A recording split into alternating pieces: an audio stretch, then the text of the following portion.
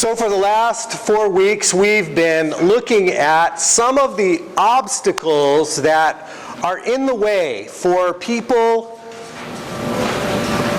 to be able to feel like the church is a place they'd like to be. We looked at how, for some folks, the experience of being judged keeps them out.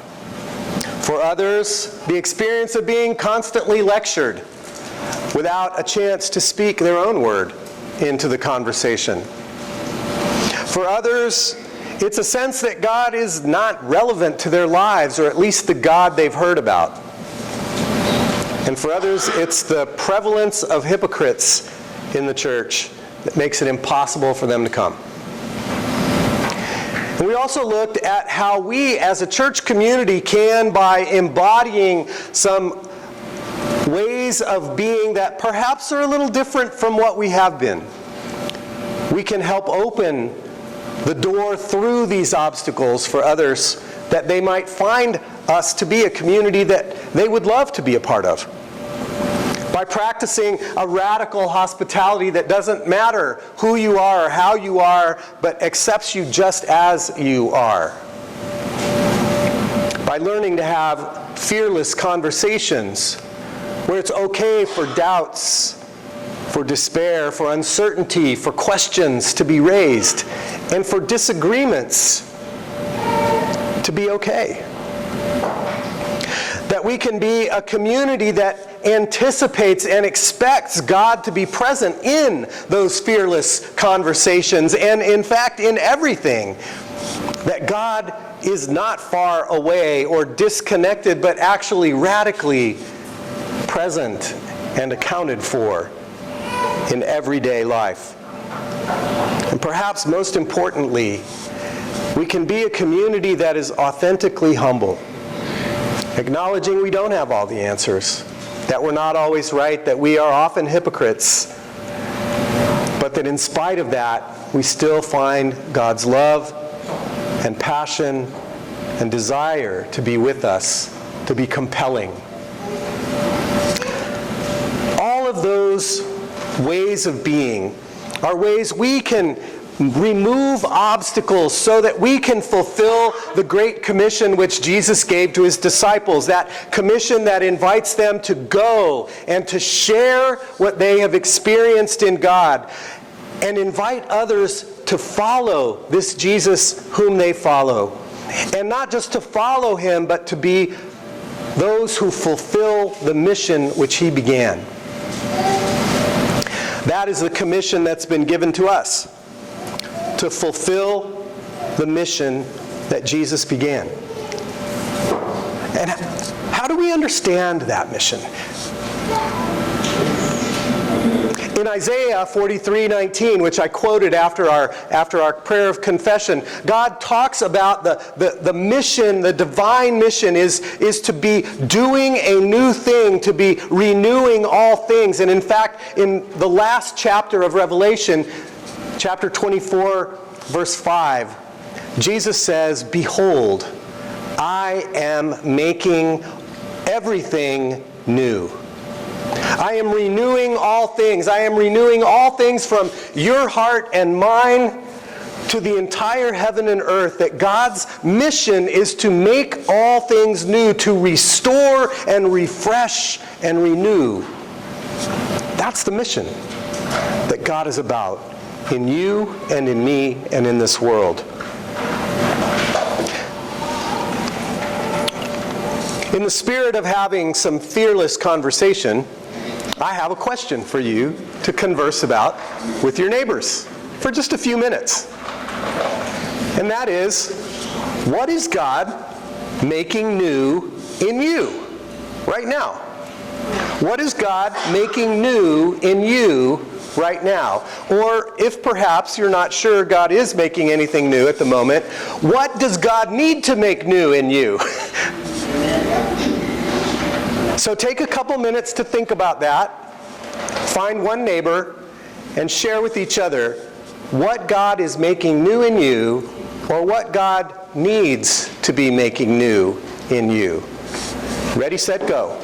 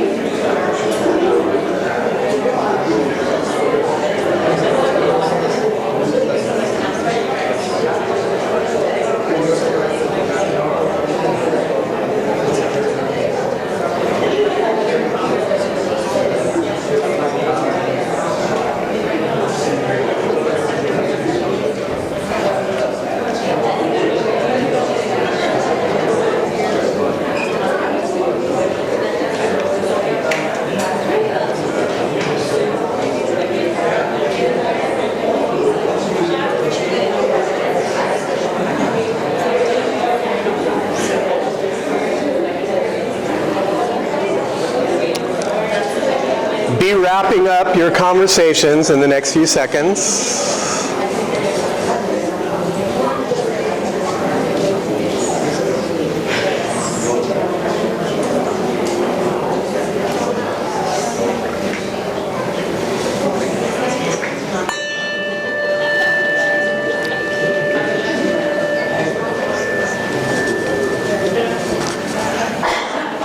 So hopefully, we get a little bit of a taste of what God is already doing or what God maybe will be beginning to do in the days ahead.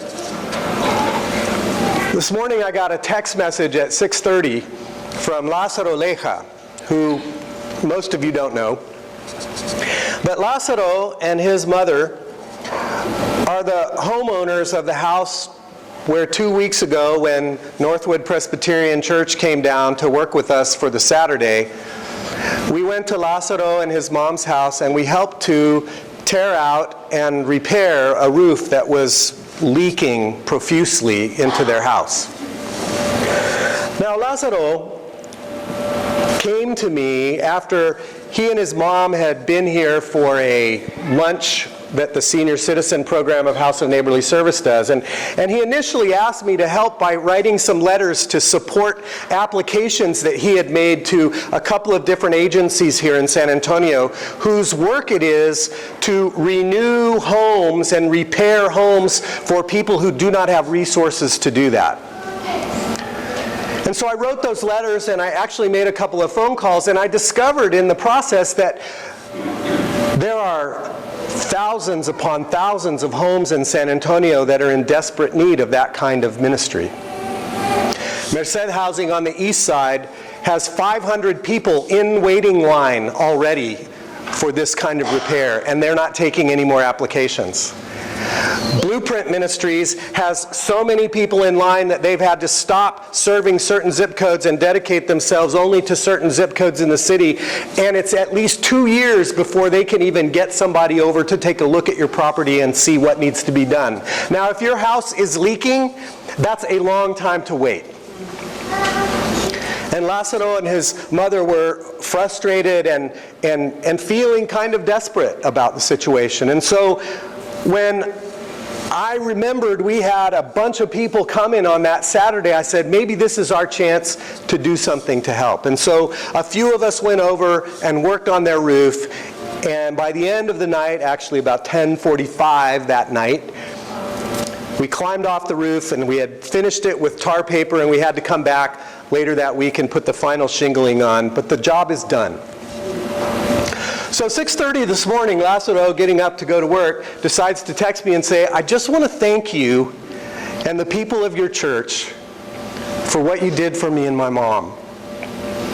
And that would have been great. Just that much would have been great.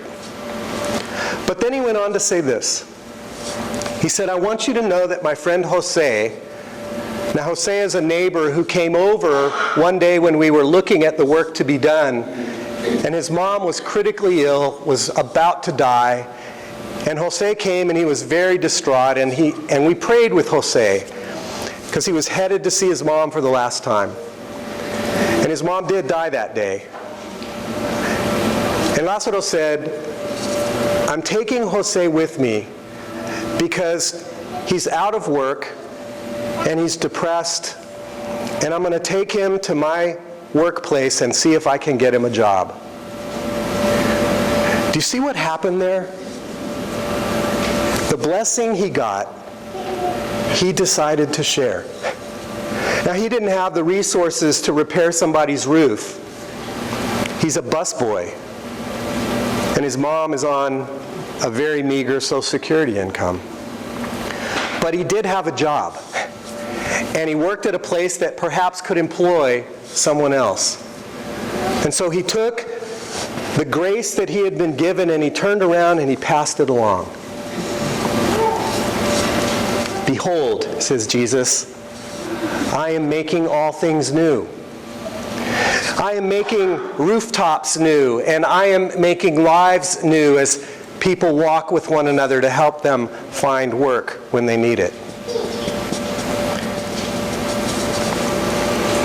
Lázaro, because of his need, introduced me to Blueprint Ministries. Now, that same Saturday, a bunch of folks helped turn a kind of drab white house into this remarkably stunning turquoise and strawberry house for Time Dollar.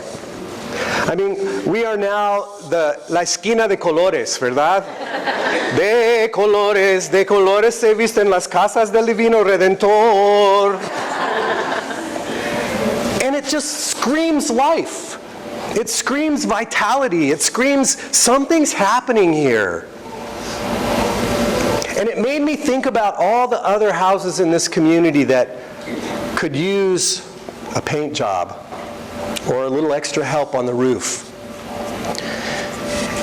And so I called the folks from Blueprint Ministries and I said, can you help me understand where the bottleneck is? Why is it that it's taking so long to get things done? And they said, well, in our case, we only work with students that come on spring break or during the summer, and so we only have a few weeks during the year when we can actually do the work because we don't have labor during the rest of the year. And I thought, I may be able to help with that. Perhaps some of the men and young people from our congregation during the year, because our House of Teens kids do something like 1,600 hours of community service every year. Maybe we could help during the year and not just on spring break.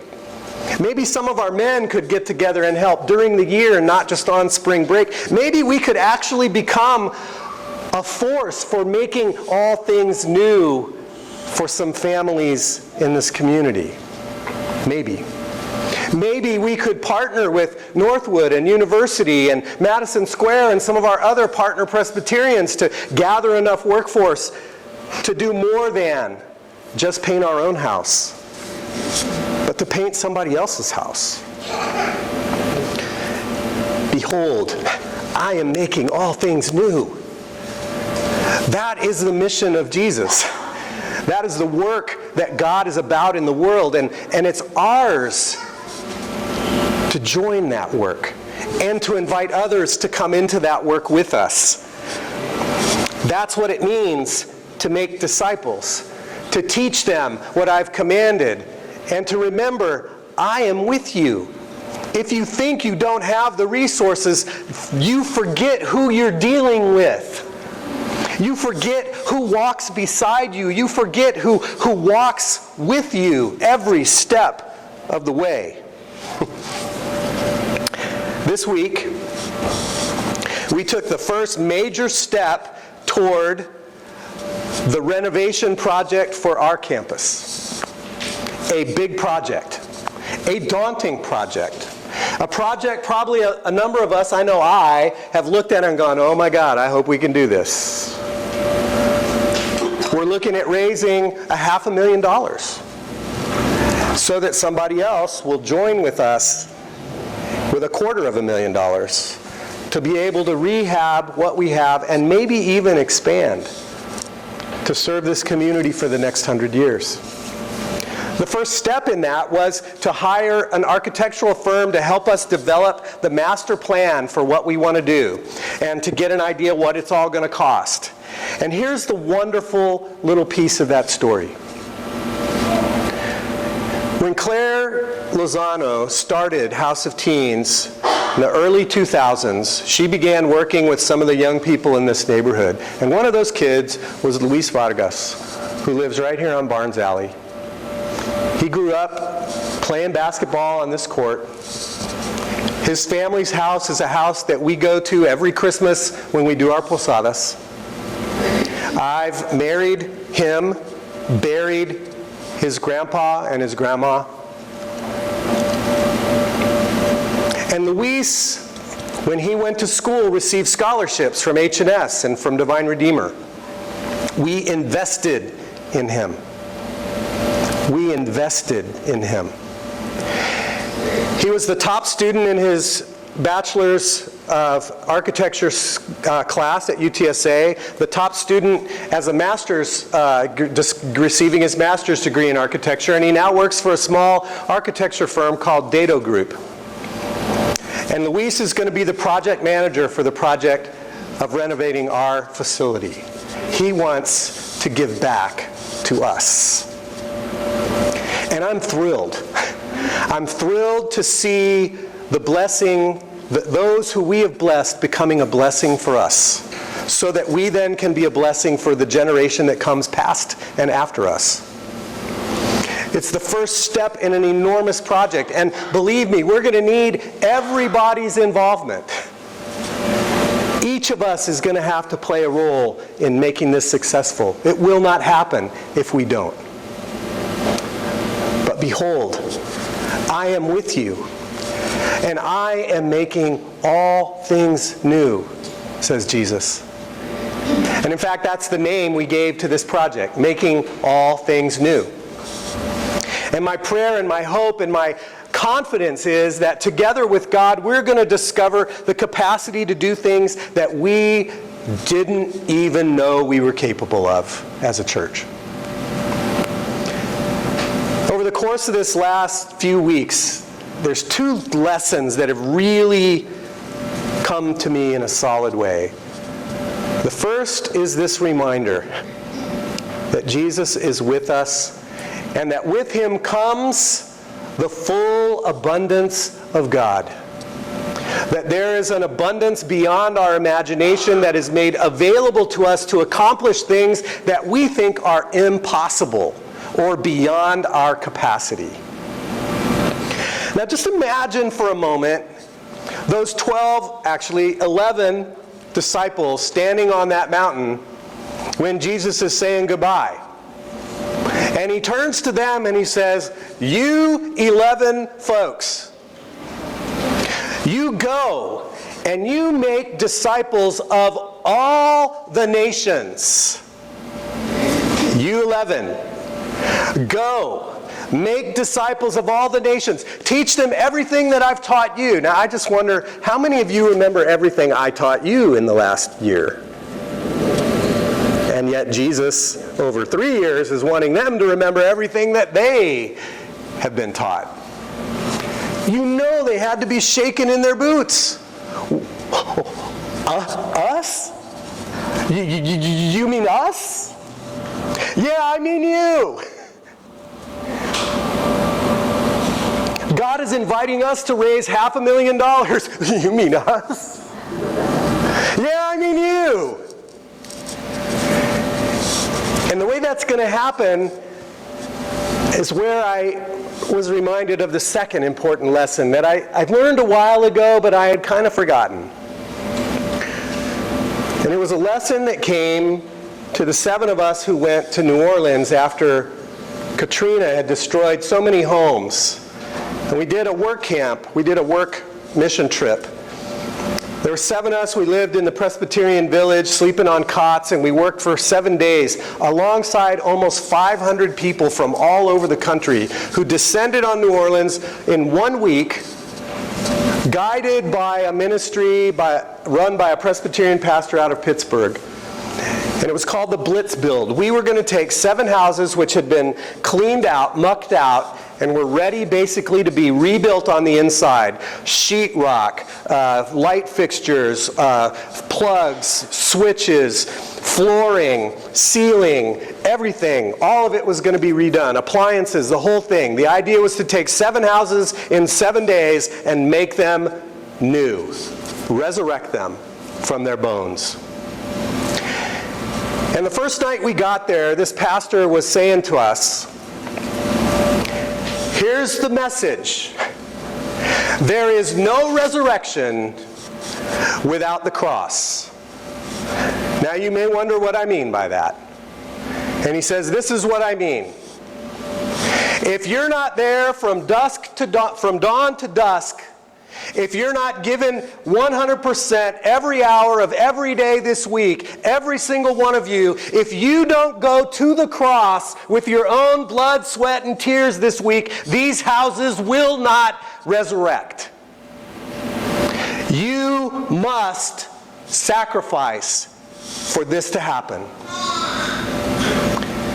And that's what I need to say to us today. God is making all things new. But it will not happen. There will not be a resurrection of this place unless each and every single one of us gives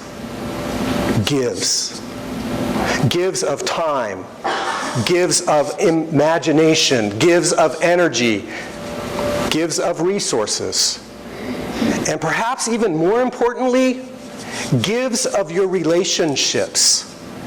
Because we aren't going to do this just by ourselves. We have to have the relationships that you have in this community.